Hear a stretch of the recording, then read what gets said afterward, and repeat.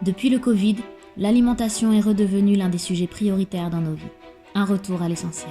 C'est aussi l'occasion de faire le point sur l'absurdité de notre système alimentaire. Depuis le début de la pandémie, l'approvisionnement en nourriture est une réelle inquiétude pour la population. Nous avons tous vu les images dans de nombreux pays du monde, de milliers de gens qui se sont rués dans les supermarchés pour faire des stocks de pâtes et de riz dans la crainte d'une pénurie. Et me voilà, c'est un mauvais réflexe. Ce stockage massif de nourriture dans les placards des consommateurs a laissé des rayons entiers complètement vides. Il a provoqué des ruptures dans la chaîne d'approvisionnement de notre système alimentaire mondialisé qui fonctionne habituellement à flux tendu. Par exemple, en cas de rupture totale des systèmes d'approvisionnement, on estime qu'une ville comme Paris n'aurait qu'environ 4 jours d'autonomie alimentaire. La crise sanitaire provoque des réactions en chaîne, des tensions sur les chaînes d'approvisionnement, des échanges internationaux bloqués, un manque de main-d'œuvre dans les champs avec la fermeture des frontières. Bref, c'est pas aussi fluide que d'habitude et cela prouve bien les limites de ce modèle mis en place après la Seconde Guerre mondiale. Un grain de sable dans la machine et tout se dérègle. Des producteurs se retrouvent à laisser pourrir leurs récoltes, d'autres à jeter du lait dans les égouts. Parallèlement, le prix des denrées alimentaires de base flambe sur les marchés financiers. Comme d'habitude, ce sont les plus précaires, les plus fragiles qui sont les plus menacés dans cette pandémie. Le nombre de personnes souffrant de faim dans le monde pourrait doubler, atteignant plus de 250 millions d'ici la fin de 2020. Et ces crises posent de façon aiguë la question de la sécurité alimentaire de nos territoires, même en France. Pour l'instant, ça tient. Il y a une bonne gestion des stocks, les distributeurs régulent les approvisionnements au mieux, les producteurs arrivent encore à peu près à écouler leurs marchandises, et les citoyens sont solidaires. Mais des problèmes sont notables, principalement sur le lait, les œufs, le fromage, mais pas seulement. Et aujourd'hui, la plupart des agriculteurs sont en danger.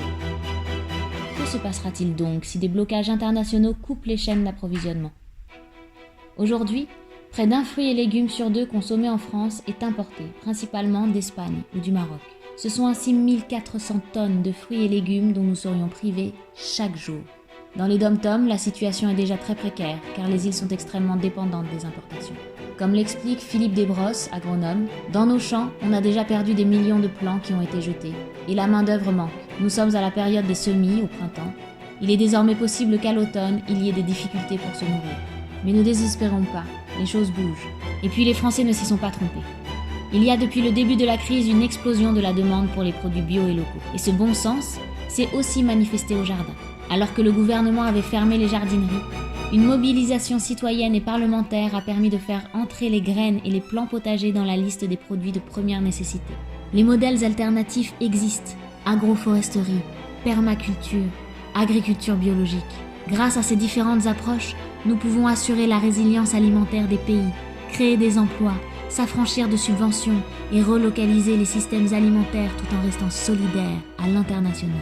Rappelons que selon les Nations Unies, en généralisant l'agroécologie sur la planète, on doublerait la production alimentaire en 10 ans, tout en réduisant la pauvreté rurale et en apportant des solutions au changement climatique. Et pour aider à impulser massivement cette agroécologie, choisissons de nous y consacrer un peu, beaucoup, passionnément, en renouant avec la terre et nos origines paysannes. Toi, moi, les membres de ta famille, chacun peut aider à faire émerger ce modèle. Et on vous propose plusieurs actions pour y arriver ensemble. Cultiver partout où c'est encore possible. Sans pour autant grignoter sur les zones sauvages, il faut protéger les surfaces cultivables. Pourquoi préférer construire une grande surface commerciale avec 50 magasins de mode et un grand parking plutôt que de permettre à des paysans d'y créer des fermes ? Il faut en finir avec la bétonisation. Un exemple, l'association Terre de Liens investit dans l'achat de parcelles pour les maintenir dans leur vocation agricole. Ces terres sont ensuite louées à des fermiers respectueux de l'environnement. Produire de la nourriture de manière écologique. À la campagne, fais ton potager, apprends à connaître les plantes sauvages, bref, lance-toi dans ce que l'on appelle l'agriculture vivrière. Pour les semences, surtout favoriser la biodiversité. Exit les semences hybrides et bonjour le merveilleux univers des semences paysannes. Il y a plein de comptes Instagram, de livres, de vidéos qui t'expliqueront comment te lancer facilement. Tu trouveras même des liens en description. En ville, créer un balcon comestible, rejoins un jardin partagé, investis les parcelles en friche, chaque fruit et légume compte. Mais comme c'est pas avec une grappe de tomates cerises, un plant de basilic et 3 salades sur ta jardinière que tu tiendras tout l'hiver, ce que tu peux faire de très facile à ton niveau, c'est favoriser les circuits courts et la vente directe. On te met en description une carte des producteurs et épiceries les plus proches de chez toi. Donnez un coup de main au champ.